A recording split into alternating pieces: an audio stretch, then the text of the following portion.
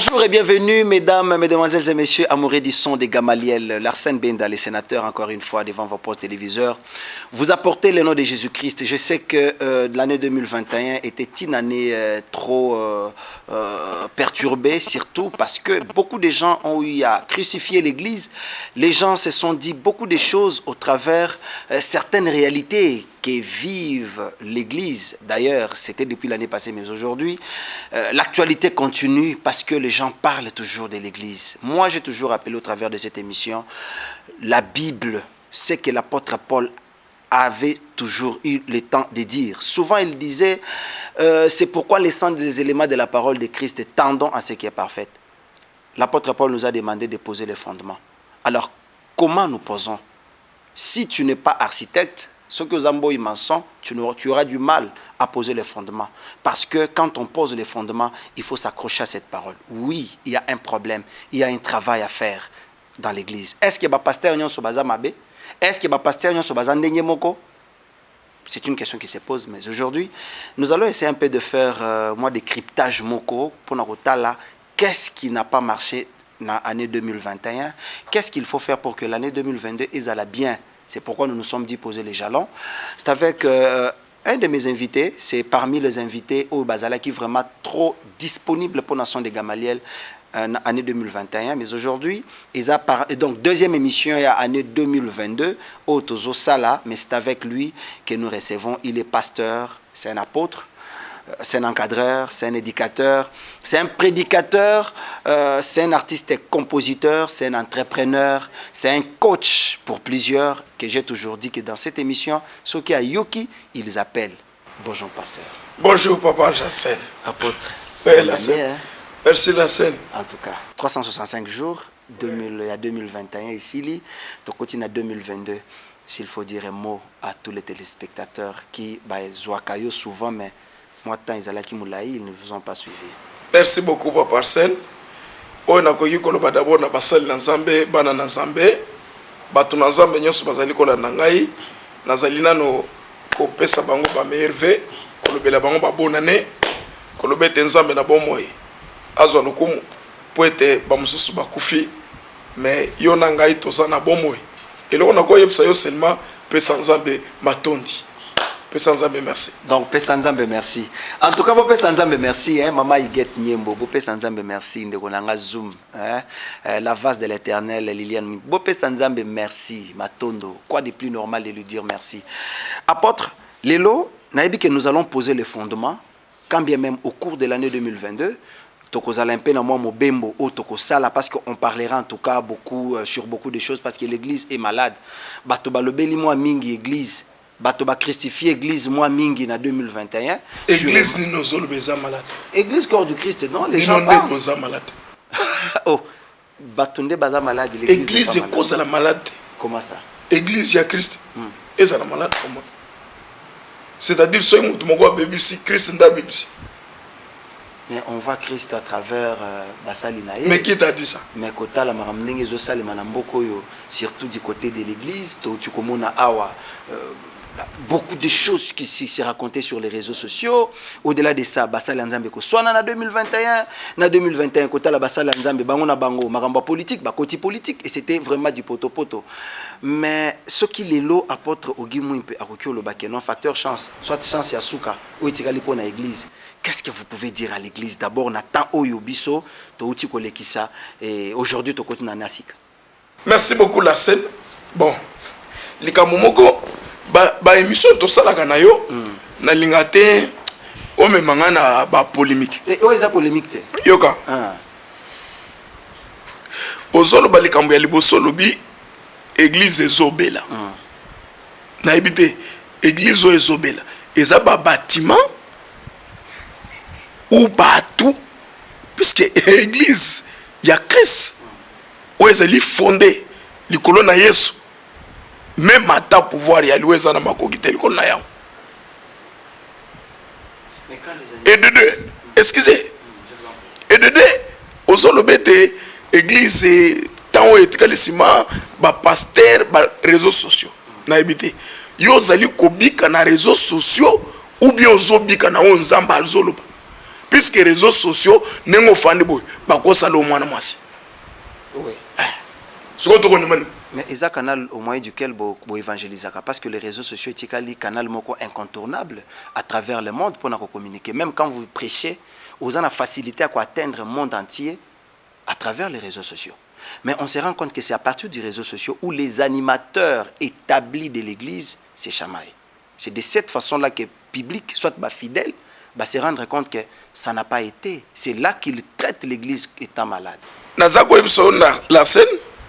Soki biso tokoti na mission zamba pesi biso ezali likolo ya babiloko wana pasi munene ezali nini bato bayibi musala satana te soki bato bayibi musala satana o comprendre te esika nyonso bolamu ezali mabezo kende kotelema mpona koeffacer bolamu wana okila sen église na nzambe ekoki kobebisama te mpona mutu.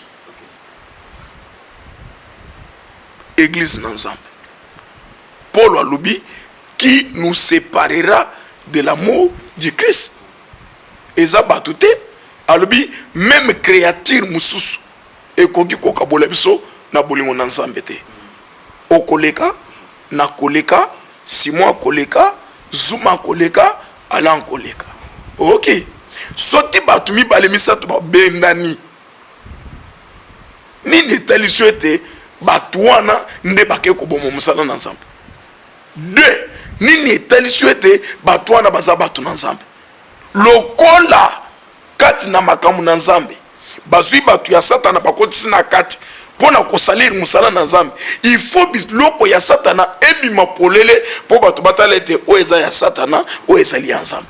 Différence ya wana différence ekozala na baoyo bayebi Nzambe na baoyo bayebi Nzambe te. Différence eza na mbongo te, différence eza na bandako te, différence ezali na esaleli na makambo. Mwana na Nzambe akosala selon Nzambe, oyo ya satana akosala selon bato. Jusqu'aujourd'hui ngai na mon église eza na problème te. Ah bon? Mais naza website L'église eza en tout cas tout marche. Mais ngai naza website problème nous a. C'est-à-dire est-ce que nanda kwa tata na mama na yo nanu boswana te. Tant boswana famille kufi. Koswana ezalaka mais o to momo no sanva. Non nga na sina moni ba na mutu moko tata moko mama moko. Babimi na libu moko baswani. C'est-à-dire baboyi balubiete tozali famille ya la sainte po toswana. Et dédé Bible o toza côté ya oyo ezali ko yebisa biso ete il faut division ezala pona ko yeba ba vrai. Pardon, papote. Pardon. Bon comprendre hein. Parce que ça go maele. Zelana nous Zelana nous ezamutuna parce que c'est toujours la même Bible qui dit Dieu ne règne pas na division, Satan ne vient que pour dégorger, diviser, séparer tout ça. Binone batobot la kisabiso nzela wana boté ya biso. Mais lelo quand vous dites que Satan Mokonzamba permet la division pour n'envoyer bavona bafré, bafona bavray. C'est là où quand même on voulait un peu comprendre. Comment... Discussion. Et c'est le côté c'est pour n'envoyer babasal dans un berceau. Ok. Ok. Donc le moment tant fort, Moko église c'est le mara pasteur ou tombo qui ne peut pas répondre, ils allaient permis par Dieu. Bah répondre. Oh. C'est que marambo le carano. Il faut. Ezaboye, tozali ko marcher autour de la Bible. Pasteur akeko tombokela na passer mususu wapi. Ce qui peut-être moninga sali likambo, que moninga yebisete basala ka boité, ezabutombo. Plus grave En fait, moi aujourd'hui là, je prends la place il y a fidèle. Oh bah il singa qui en tout cas le kela biso apôtre moi puisque toyebi qui il est. Nous savons son franc parler. Ouais. Bapesi église combo la plupart pasteur et à pétage l'année à pétage il y a eu beaucoup pétage problème moko ezali te biso tozali besoin na maloba o ezali ko édifier ba Christ tellement que bato balinga biloko mabe bato balinga biloko malamu te soki lelo o tie titre o komika Jésus Christ est sauveur moto ko cliquer te mais bimisaka kete yoka ndenge apôtre Augustin Mwimpe azali kofinga Eliezer Ntambo, c'est-à-dire komona bato bakobima mbala moko bakoti c'est-à-dire biloko pamba nyonso wana yoka ngai naza na musala ya kokende kokangola bato bakangami na musala Satan, ngai na kokota na musala Satana te, ngai Ogi Mwimpe na kota na musala ya Satana te. Et pour votre information, na koki jamais ko répondre pasteur na télévision musala Satan na salaka émission na mama Egete kotalisa bana na Nzambe koma Satan azobongisa makambo. Satan azolinga acha ba pasteur kati na ba polémique oya lobi pona ko distraire nombre ya bana na Nzambe te biso toza na bablo ko ana te. Congo ezali Israël ya molimo, Congo ezali na basal na Nzambe ya makasi la scène, basal na Nzambe o bazana mbongo te mais bazali ko salela Nzambe, bazana nzala bazali ko salela Nzambe. Tire attention apôtre nayoki place oyo lobi wana, c'est très important.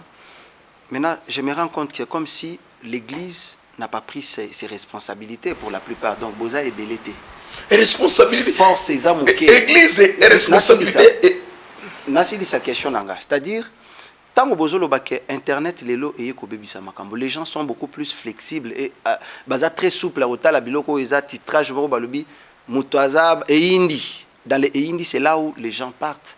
Est-ce basali internet bazaba na Nzambe?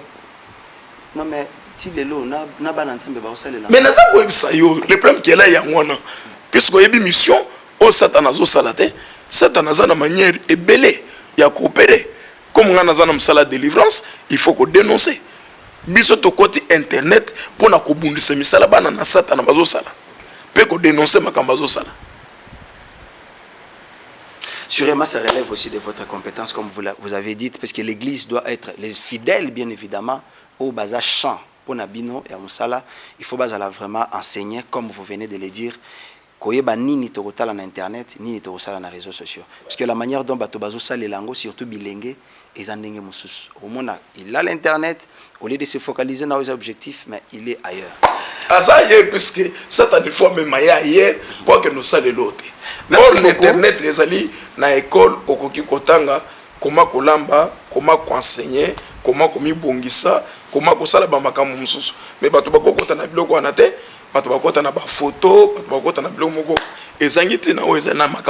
Merci beaucoup apôtre. Bon comprendre. Là on était, c'était le début, mais donc nous entrons maintenant dans notre programme. Bon, au lobby qu'Église est sa maladité, et nous avons compris également que ce n'est pas l'Église mais c'est les hommes. Ce que moi j'ai compris, ils ont des bateaux. Satan à côté li bango basali makambo basali l'église c'est resté là. Kozo mutute kocha esika l'église. Kozo mutute kocha esika na Nzambe. Nzambe azotika la Nzambe mutu azotika la moto. Ce qui église te en Afrique bokimi beaucoup fiebele surtout Congo. Merci beaucoup apôtre. Je voulais quand même assez qu'aujourd'hui à travers de cette émission qu'on découvre qui est apôtre Ogi Mwimpe. Certes bato ebele bamona kabino quand vous passez à la télé mais ils ne savent pas d'où vous venez. Pour la plupart. Certainement, moi, apôtre Ogi Mwimpe pauta na Kananga. Apôtre Ogi Mwimpe azalaka pasteur en Nzambe malamu, mais ils ne savent pas les ABC de l'apôtre Ogi Mwimpe azwango wapi. Bato bazoe bate les débuts, ces 10 premières années, ces 20 premières années, il y a vie et les Kanandengenini. C'est aujourd'hui qu'on voulait quand même tout comprendre, comme tous en a début d'année, les gens ont besoin de savoir à qui ils ont affaire. Qui est apôtre Ogi Mwimpe? Merci beaucoup. Apôtre Augustin Mwimpe azali musala Nzambe oyo azosalela Nzambe na utina église fait pas comme ça malam pour na rectifier un peu na utina Kananga te na utina Ndemba ezali territoire moko ya Kasai central. Kananga eza ville nga na fan na ville te. Ngai na fan na 65 km ya ville ya Kananga. Mais nazobima nazoya na ville pona musala na Nzambe koya Kinshasa pona musala na Nzambe. Na kol na fait pas gonza malam.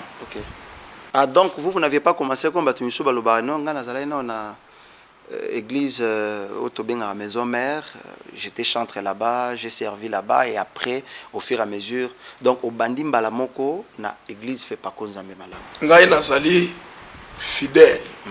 Kobima na nga na fait pas ko église 11 ans bapesi nga na tambusa église ga civile. Apôtre Guy Mwimpe à sa naissance est venu directement na FEPACO ou bien vous aviez commencé quelque part? Baboti na ngai ba kolisi biso na mission. Ah, ok. Na protestant. C'est ce que je voulais. C'est-à-dire moboti na ngai azalaki maman. Ok. Lokola babengaka bampaka. Ok. Na missioni na koli na missioni de sika na koli. Mais tobimi na missioni quand même nazali na deuxième CO. Ok. C'est-à-dire na bimi mwana moke na bimi na deuxième CO na missioni. Nde na koti fait pas comme ça malam. C'était quoi la passion de l'apôtre Guy Mwimpe depuis son jeune âge? Vous rêvez déjà sur le plan il y a talent. Vous rêvez devenir qui au départ? Est-ce que le koyemba makasi? Ok. Nalinga koyemba makasi. Ok. Nalinga koyemba makasi puisque koyemba eza côté. Nazoyemba banzembu ya bolingo te. Nazoyemba Bible. Et Nalobi nazoyemba bolingo te. Nazoyemba Bible. mais bolingo eza nzambe te. C'est pas une recommandation de Dieu. Nzamba lobi que tu aimeras Jésus-Christ. Tu aimeras. Bolingo nazoloba eza komema bato neti ya ba sentiment. Comprenez c'est l'apôtre. Et alors, au fur et à mesure, vous avez évolué. Vous avez mis la chorale combien? Ou bien, je ne sais pas, vous aviez commencé directement, ou bien vous avez été encadré quelque part. Est-ce que vous avez à fréquenter les écoles de musique? Ou bien, vous êtes parti comme ça? Pour votre information, ou bien, elo na koyi kopesa yo, soki yo moni mutu atamboli na ba groupe ba bisika ba église ebele azana molimo de fidélité. Comment ça? Même à na bolingo boya ko la fidélité. Omoni mutu lelo azala kia, lobi azala kia, mani mukombulo ka yem. Ozolukani. Mais ce qui a mataraba échelon. Ba ngwe awa moni ke no awa niveau ne mati na tikina no awa na kende koto. Kake sika moko. Kake sika moko. Obimia okeya. Olukani.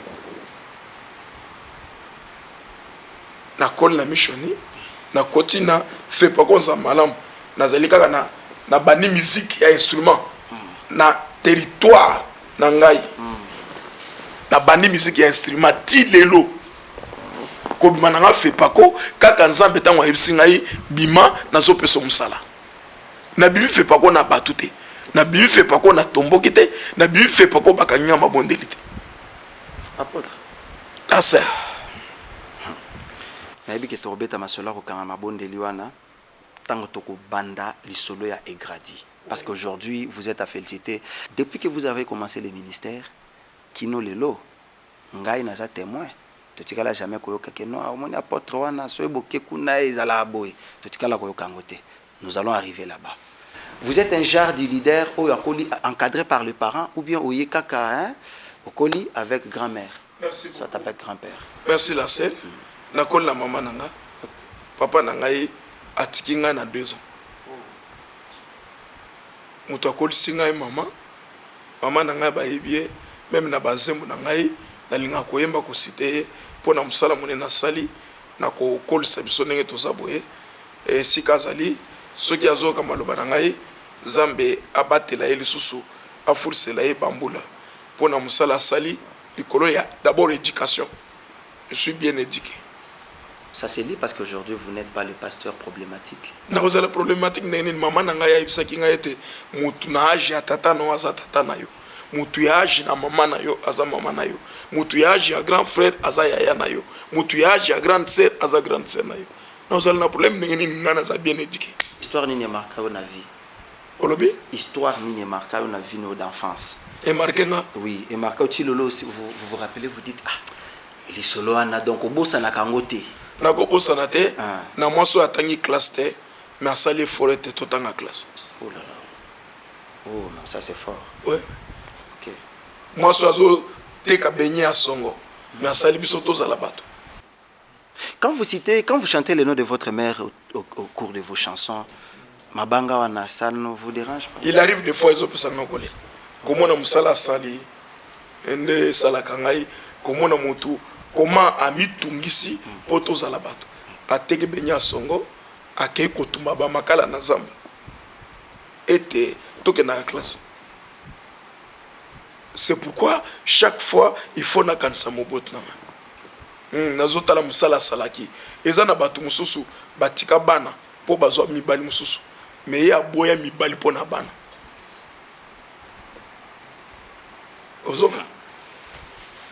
Apôtre Guy Mwimpe, pasteur, c'était comment votre premier attachement, appel à Dieu? Et ça les makindengeni des alaki par ndoto, les alaki par la révélation, nzamba lobelo par un prophète, ou bien c'était vous-même, vous avez rencontré Jésus-Christ face à face, il vous dit, vous êtes mon serviteur. Betela na obiso le solo, il y a Guy Mwimpe, a komi ko sale la nzambe ndengenini. Par appel, il y a des parents qui sont dans l'église. Parce qu'il y a des enfants aussi. Chez moi, si tu ne pars pas à l'église, tu ne manges pas, je ne paie pas les études. La mort, on n'a pas intimé, soit comme il paie pasteur. Mais avec vous, c'était comment? Merci beaucoup, Larsen. Akamogolinga makam nazambe. Et ezanga imo na lima makam nazambe. Soki obotamina eloko nazambe ko benda yo partout ozali poza la kana makam nazambe. Même atata onazaki obeta bal. Bato na beta na bango bal ba ebiete na memi ba jouer apôtre s'il vous plaît apôtre oyebi que place moko oleki obeteli biso lisolo a balete yango esko c'est-à-dire je voulais c'est que au travers de cette émission bato ba comprendre d'abord qui est apôtre Guy Mwimpe bato ba oyeba te kozalaka na ebite wando beta poste ni nazana ba photo te nazaki beta na 9 OK équipe na biso ba ebiete ba match belenga ne zaki meilleur buteur nazaki babi makas. C'est pourquoi on a commencé na Kinshasa en 2004 prophète moko ebisinga ke ozaki joueur zamba longolo na makambo bali ya mokili atio joueur na makambo na zamba. OK c'est comme ça. En tout cas to na boy to ala perdu na question réponse moko malamu batutu bazozela comment vous aviez reçu Christ dans votre vie. Makambo na zamba la scène to kol na ngona ndako mama na ngaya botinga na makambo na zamba ndenge naza boye na mona te nganga ye pa na biso na kisi na monite na ebilo sambo et kokoma kati na église fait pas comme Zambé malamu Zambé Bible zolobete il parle tantôt d'une manière tantôt d'une autre azali na bavase azana ba canal ya kolobela bato na ye ke yo obengami pona musalabu. C'est comme ça na nzela ya basali na Nzambe tokei koyeba oyo Nzambe atiaki kati na biso. Nzambe abengi ngai apôtre na monoko na mutu ngai mo na aboya na sebete na apôtre. Là c'était en quelle année? Ezala na ba 2009 c'est docteur Silas. Soki otali docteur Silas aza na Kinshasa aza kote toza na convention et pas pasteur Mbulu na mona bengi apôtre nana tala sima. Mais c'est toi le Messie, c'est toi l'apôtre. Il n'a apôtre te na kana ngato ibika apôtre moko ka Maurice Lusamba. Mais ce que apôtre ni albio tellement likolo. Ay bisinga ndoto na lota na zamwana muke. Ay bisinga comment Nzamba ko sala na ngai. C'est comme ça lelo. Tozali ko sala bongo. Na kotani na Nzambe na nzela ya basal na ye. Tozali génération ya suka oyo aiji na bala ye moko abulisi po tozala bapase na Kasai Central. En tout cas. OK. Dendemba à Kinshasa, qu'est-ce que vous vous dites? Na bimi Ndemba na kende na passé provincial ya fait pas qu'on a Louisa. Na bimi Louisa nde na ya na Kinshasa. Zamba tinda kinga ina zalawa. Ezali vision moko ba pesi ngai depuis 2005. Mais na boyaka tant bazaki sanga na boyi maintenant komi kutakaka na komi na Kinshasa c'est monde à réalité. Apôtre Guy Mwimpe, s'il faut faire un choix entre les deux nayebi ke koto ano lingaka te basimba soki basimbi kuna wana yi oyemabe musique na côté c'est-à-dire toloba pasteur tozu kaka na sens moko normal hein quand ningi batutu balobaka pasteur aza awa musicien aza wana s'il faut faire un choix moko comment ozozo mutu moko okaboli parce que nous avons aussi pasteur monsieur il est pasteur mais makamwa musique et il a na ya moto problème ezali peut-être aibinde kozoba maloba njima Yesu okobikisama njima Yesu okobikisama eza eloko.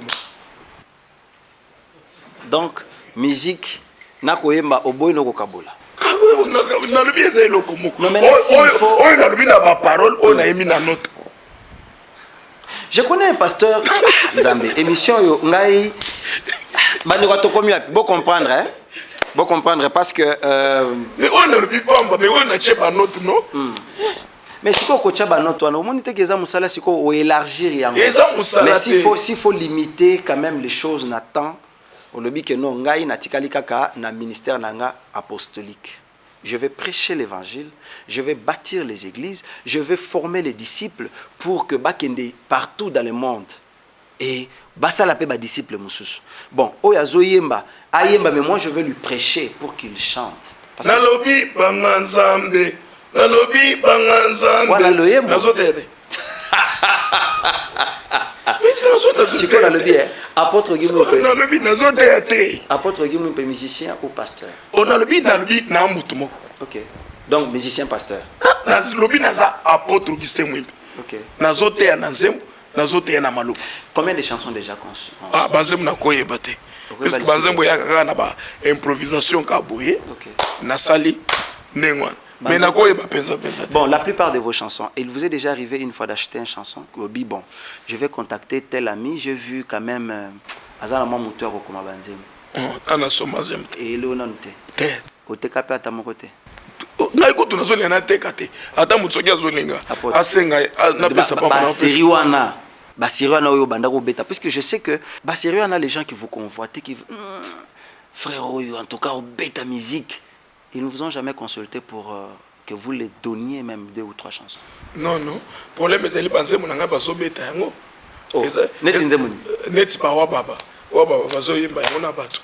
Eza bazo na oui, ce que oui ça modete wa baba. Eza nzembuni. A repère cette explication tata na ya kufa est tata na ya sakufa. Nga na zo yimba vinanga.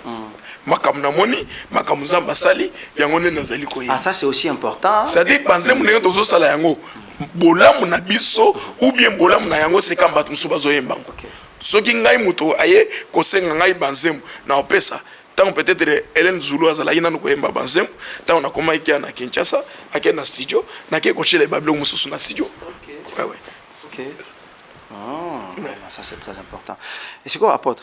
Nalbi avant to kota makambo église to si la nakara awanano hein makambo ya musique pona banzembo répertoire okoza nango na mutu okoko se souvenir na nzembo ali bosso au sala na vie première de vos chansons oyo penza au beta au lobike yango nde sala ogimu wami sumba kweka panshi lwa kunumbwa kutwangata muwakamba wa misumba twinjila bya kututonda mumaloba mumakenga twende ndani mwaji nzambi kulonji tinji tatu mwakenza damani ef mubuji mibwa ya dena bakaji basombe basanka wamisumba kubambila kanulengi muchi eu nulenge michimi kwa bunuyije nusanke naywe wamisumba moyo mba kujinyi tatu wamisumbe musambi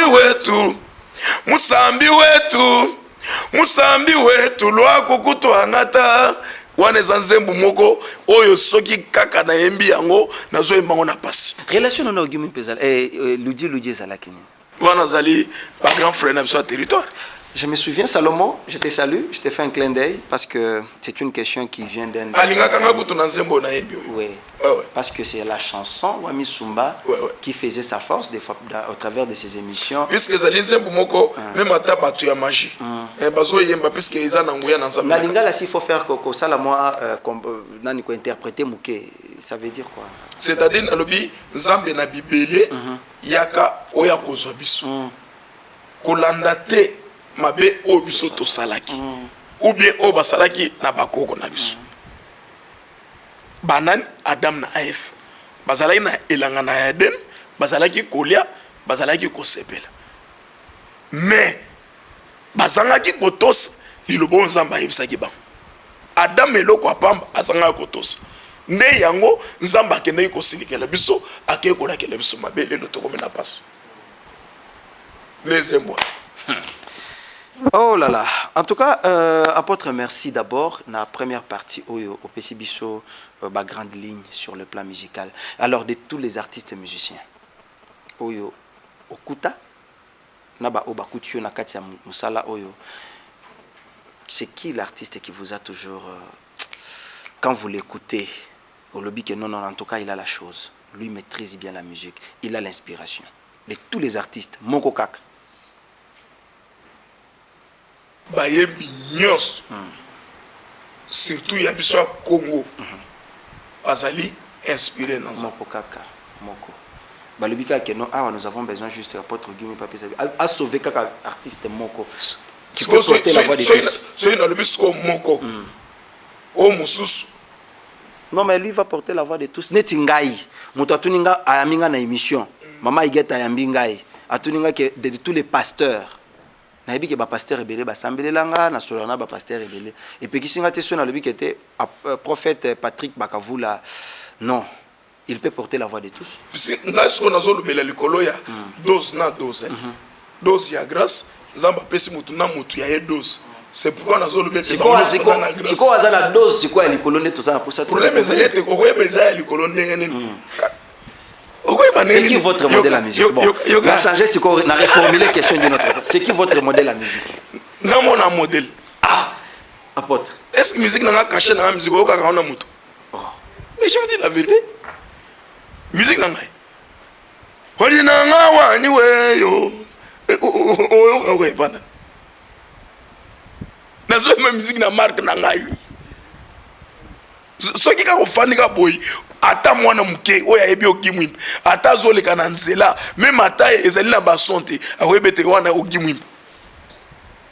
C'est quoi votre projet na musique? Est-ce que vous regrettez ou regretterez quelque chose que jusque là loba il faut na sala yango? Na regretta makasi puisque na mekaki ko négliger nzembo or nzembo nde batubele ba ebelanga likolo na nzembo. David bakendaki kocha na monument na ye lokola roi bache David na monument na ye lokola moyembi. Nous avons besoin de la scène, musique, nous avons besoin de la concert. Nous avons besoin il faut un concert. Il y a musicien dans le studio. Il y a musicien en live. Peut-être que les producteurs qui produire la musique. Nous avons bango, loté.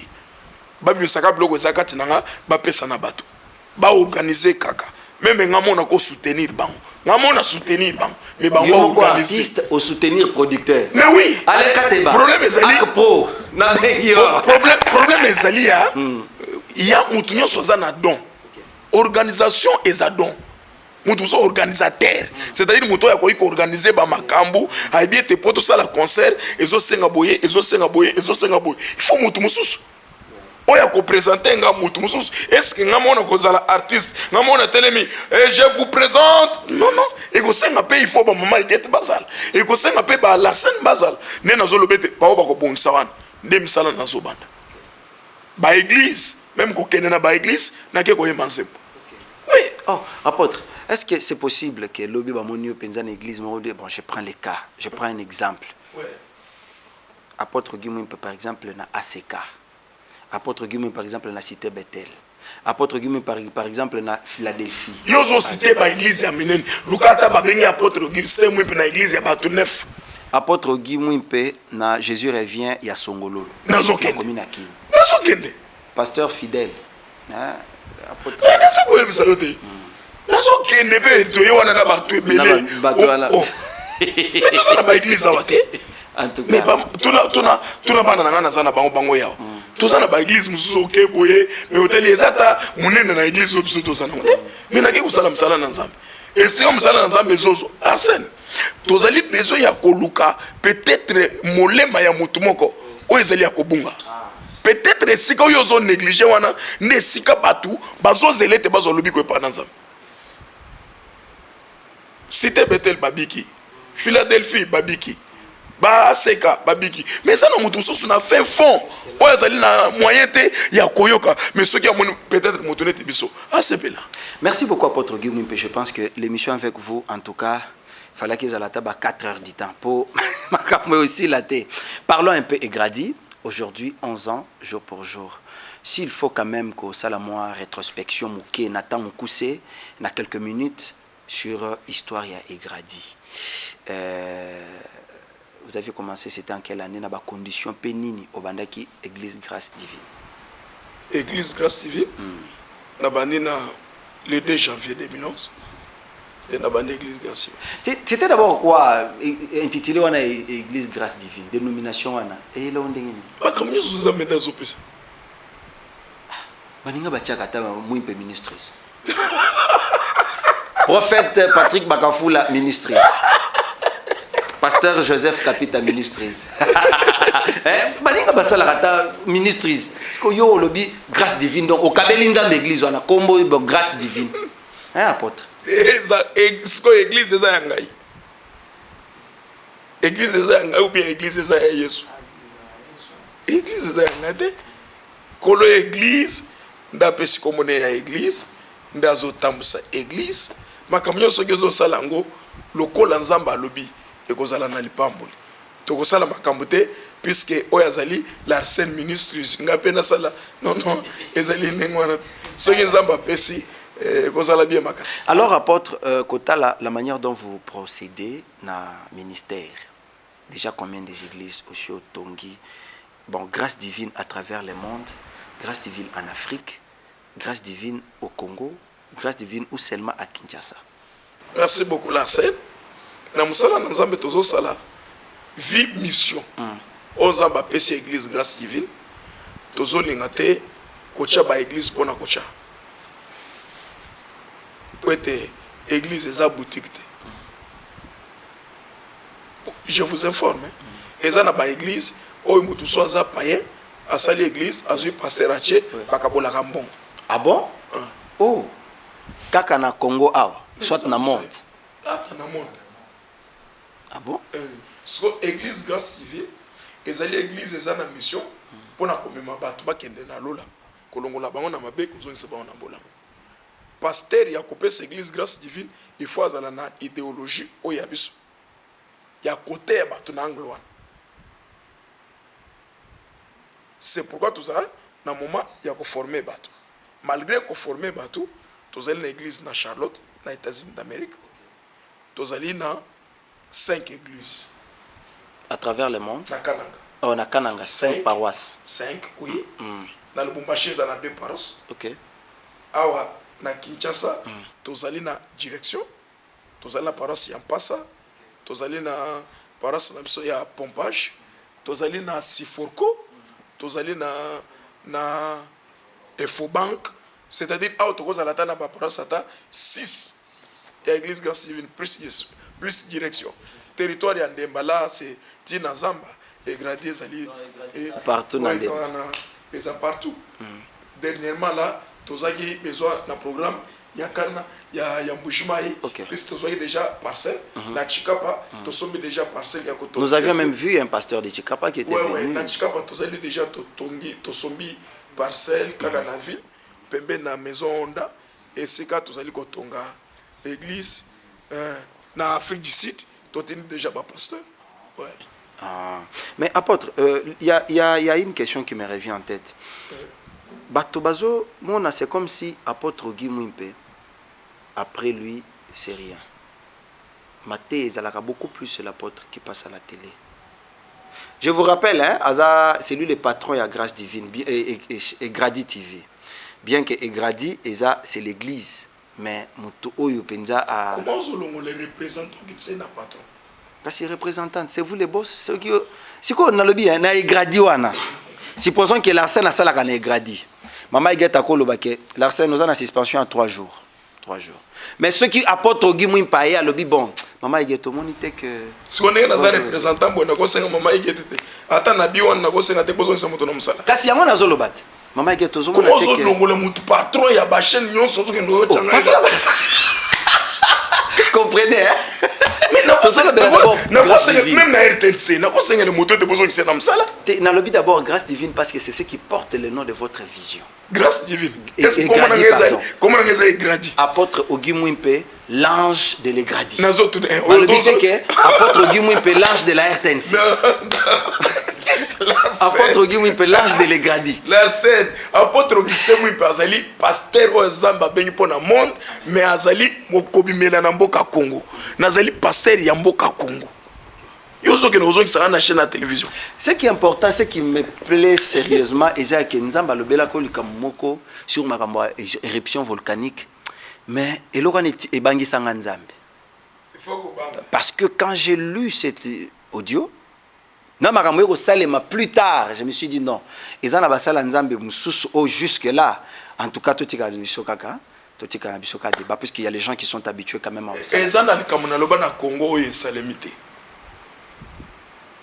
même ba autorité c'est ba fandi ba ebiete si ya bato balubaka makambo salimi ba ebiete nanaka. Alors apôtre Guy et surtout ceux qui nzamba tininga combien de disciples déjà formés dans votre ministère? O baza ebele ba mususu na ebi bango te o ka mususu zo benga papa nazali monji mina ya télévision siko ko ibene asa formé aya en église té mais na télévision muto nazo bongola motema muto nazo changer comportement muto même batei eza même na ba passé na tei azui matin wana gete. Jésus-Christ s'est servi d'abord de 12 au amonaki mais ba misusu ba biso nyonso alobi baza ebele ba musu baza ebele. OK. Baza ke par pied na monde. Est-ce que Jésus-Christ na ye ko former après apôtre mais musala na ya sala kinde salinga après apôtre Guy Mwimpe ouais na Egradi on s'entend na nani akokita na ko remplacer ngai. Ah bon? Après apôtre Guy Mwimpe. Zambe da choisir. Merci beaucoup. C'est une question que j'attendais parce que ça a choisir poto monaka to boy to boto surtout ka lobia Martin Martin ministrise Martin je te salue mon ami Martin ministrise Martin za jouer so ya ni ko salela nzambe a ko salela nzambe mais yo kana biso lika momususu ko salela nzambe elingi ko lobaka kete Martin salela kaka nzambe esika papa ne azala ko sala a ko salela nzambe ayerte apôtre obundi opposé jalon ata esika okozala okozala nesengo ke no mwana no bana konyoko ma église mutu mo bazonyokola. Qu'est-ce qui prouve te akonyoko na église peut-être ngai na 100 millions témoin na ngaza millionnaire quand est-ce que na kolongola mwana nga na ba entreprise pour ya kosala l'église dis-moi moi na nga zo compter ba milliards après na longola na ba entreprise. Non, ça dépend des responsabilités et l'appel. Si lui est dans l'église mais ce qui a un appel mais moi na nga ça milliardaire azana ba entreprise partout dans le monde après na ya kolongola ete longo kozala boss ya ba entreprise ya ko fonder l'église bazala ko finga yo. Quand vous voyez votre fille aînée, comment vous trouvez ça apôtre? Quand vous voyez votre fille aînée servir Dieu, chanter, qu'est-ce que vous vous dites? Mais c'est une grâce. Comment vous avez fait pour encadrer votre fille, Liliane? Ma fille, je l'ai consacrée à l'Éternel, c'est-à-dire na bas âge naïe.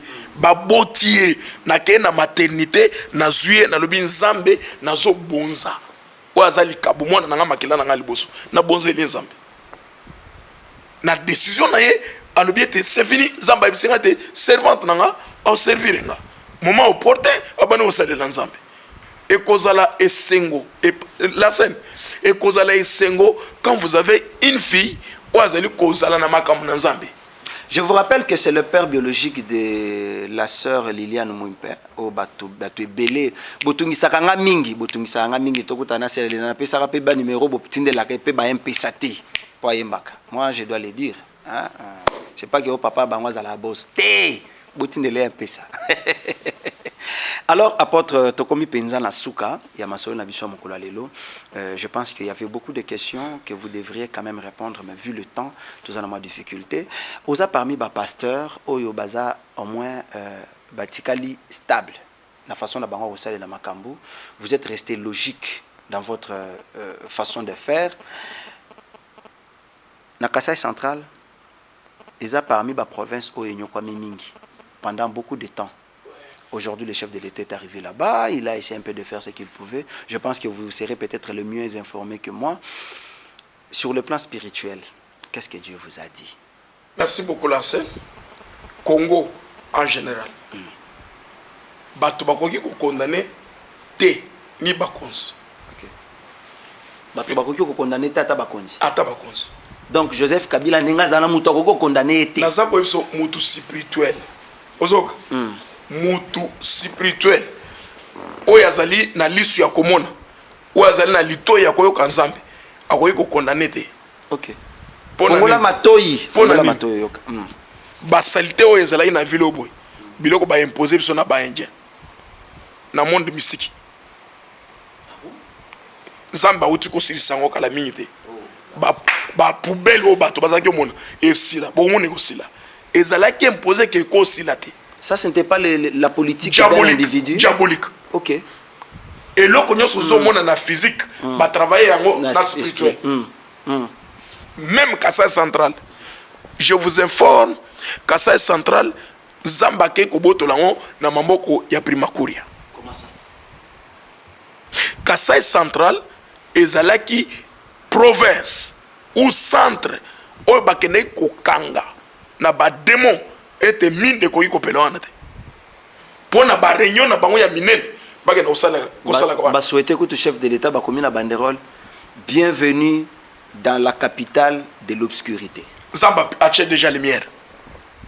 Je vous informe Kasa central comment on agenda na yo ba mindele belé ba okende na Kasa central ba okende na Kasa oriental ba fanda ba kotonga wana ba fanda puisque mondela ebaki na mutu na ye na centre ndesika kokaki kopema na kimia même ata ba trouble ezali moyen muto ya kokoma esika bango bazali et osala difficile bakozala bazui ba vio na bango bakei ne bakei na monde ya Primakuria à partir ya directeur moko ya régie des eaux tant bakei na ba réunion na bango ya molili akei kosala eloko ya mabe akundi bakei koteka province mais nzambake koboto la province na maboko ya Primakuria, c'est-à-dire Kasai, Grand Kasai.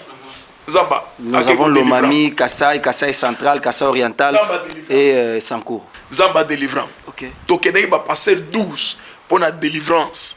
Ya Kasai, munene mobimba. To sala imusalawan. Pe okomona bambo mana. Oh, gloire à Dieu. Merci beaucoup, apôtre Tokomi Penza Nasuka, Yamasolo Nabiso, parce que c'était important qu'on en parle un peu, bien que nous avons eu à subir des moments un peu à chaud à travers de cette émission. Mesdames et messieurs, ne me tenez pas trop rigueur. J'ai reçu un apôtre, il incarne beaucoup. Il y a des questions, peut-être vous pensez que Isa, hein, journaliste, mais nous, on le prend comme enfant de Dieu. Toko tunambula sikat. Bobenga bisoka o toza ba politicien to combien pesaka ya ba politicien te apôtre Chia Loba ki chaîne ya bana nzambe donc biso to kokutana kuna apôtre Tokomi Penza Nasuka ya émission na biso s'il faut quand même qu'on retenir le programme de l'église Grâce Divine qu'est-ce que vous nous proposez, qu'est-ce que vous proposez aux enfants de Dieu surtout na calendrier 2022? Merci beaucoup la scène église Grâce Divine ezali na musala munene ezali ko bengisa bato na nzambe balanda programme nyonso église Grâce Divine.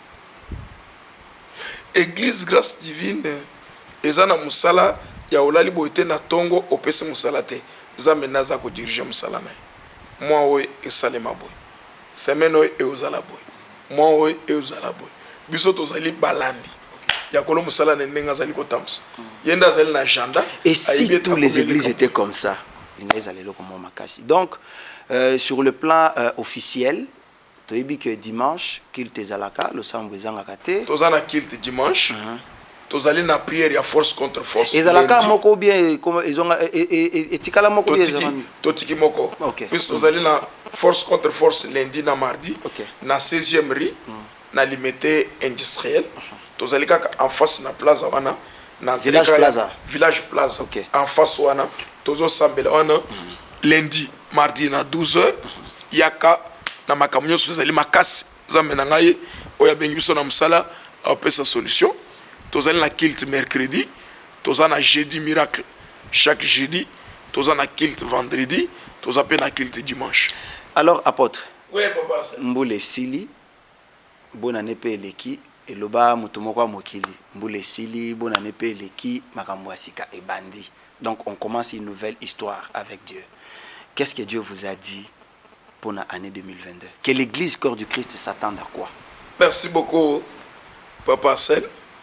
2022 pour l'église, pour le Congo, ezali année des ouvertures. Année des ouvertures. Année des ouvertures. Comment? Année à kofungola makambu, zamba kofungola ba banzela ba makambu ebele. O ezali pona tena bana nzamba. Naza passé ya website na 2021 bat ba ko famingi. Sikotan on a zo ces années ya ba ouverture ozo kamo. Te nazota la carte parce que dans l'hôtel ba ouverture, je me dis moto musa hôtel la bi mais ngayo nazangi mbongo. Ngayo yo nazangi libala mais année ba ouverture apôtre à lobby. Crois seulement, il suffit seulement de croire. Il n'est pas dit que maloba na ekara ndenga lobby soko zua ngoneti mutunda lobby. Ça serait un peu difficile mais si vous prenez ça comme si c'est Dieu qui a inspiré à son serviteur qu'ils en a ouverture. Babi, il fraye les chemins, attend la katia maille, et balebo, et nzamba fongolinzela.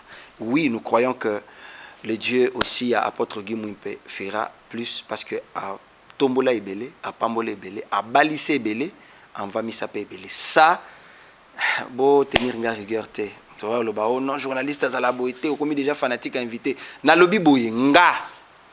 Je me souviens, en 98, 99, 2000 wana, Tokima classe, B50. Tokima no classe okoma pe mwa kuiji okoma osambele pas vieux nanga Jacques Kambay to banda okima classe tokimi classe pona Rolanda ogimimpe.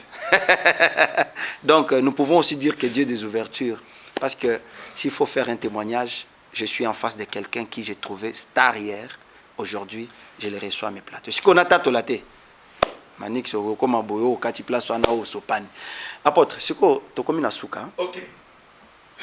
Nava pour ça ou interpréter artiste kaka moko ya gospel kaka moko le bon je vais interpréter tel artiste, c'est par là que nous allons nous séparer. Oh ngana sengiti ngana poser question tu belela ye azako yokayo belela yo azako yokayo ganga makasi azako yokayo kotali kambona ngai moko na kokate sokyo sali yesu mokile koyebango. Oh non, ça c'est beau. Voilà, merci beaucoup, hein, merci à tout le monde, hein, apôtre, merci à vous. Merci papa pour merci. Le temps que vous nous avez accordé. Je pense que au cours il y a année 2022, au cause à la moi fréquent mingi nation de Gamaliel. Ba téléspectateurs à Tokomia puis balingako awa. Parce que à ce que je sache, à chaque fois quand votre émission passe, Nazalara toujours dérangé.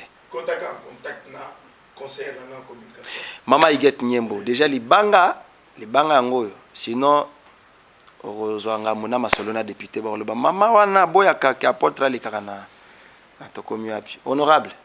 Nga ité apôtre pas le billet mama Iget. Tant autour nga que mais le pasteur là ton grand frère là qui parle bien. Tu ne l'invites pas, pourquoi? Donc désormais, ça a été. Maman Eget, Nemutozo gérer ma cam. Alain Kiateba, merci à toi. Merci également à mon frère hein, Théo Moulumba. Merci à vous. Merci également à Maman Eget, parce que c'est grâce à elle que nous avons eu à réussir. Tous les apôtres Guimupena début à année boye. Mais je dis merci au prophète Patrick Bakavoula, mon papa, je l'aime beaucoup. Les pasteurs, les généraux, hein, bah bien général, tout gouverneur, Gouv, hein, pasteur Joseph Capita. Merci à vous. Merci également à mon ami papa Simon. Merci à madame Liliane Mouimpe, hein, la vase. En tout cas, je sais qu'elle travaille prochainement. Na ebité awa to kotinga liso mama Iget, papa Alain, papa Zoom, papa Théo potozwa Maman Liliane awa na plateau po Daniel Yasomo le bitozole qui sabanzembo ne Daniel Yasomo ngaité benga Maman Iguette na opeso numéro nae. Merci à tout le monde, merci à mon réalisateur Manix Kembolo. Cette émission se passe sous la coordination de l'honorable Eliezer Tamboué et je pense que le travail que vous faites pour la République un jour est Koganga. Retrouvez mon prochain numéro avec un autre invité. Ciao.